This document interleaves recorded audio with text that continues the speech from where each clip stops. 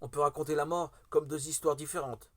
Celle de quelque chose de terrible et celle de notre retour à la maison.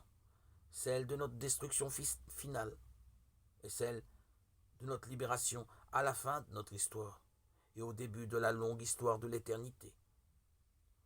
Pour voir le rapport entre ces deux histoires, revenons à la mort du Christ. D'abord, il y a le fait brutal de la mort. Sa mort est une fin ignominieuse, honteuse, un échec, un abandon par Dieu et par les siens.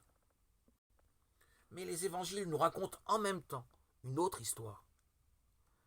La mort de Jésus est en même temps une heure de gloire. Quand le Fils de l'homme est élevé et attire tout à lui, Jean 12, 32. La mort de Jésus est bien à la fois nuit noire et aube lumineuse. On peut raconter une histoire de Jésus qui évoque les 30 ans de la vie de cet homme, sa défaite finale avec ce terrible cri de désolation sur la croix. Et ainsi, toute l'histoire est assumée dans la vie de Dieu. Et nous pouvons donc aussi parler de cette mort comme d'une victoire. La résurrection n'est pas juste quelque chose qui s'est passé après l'événement suivant de l'histoire de Jésus.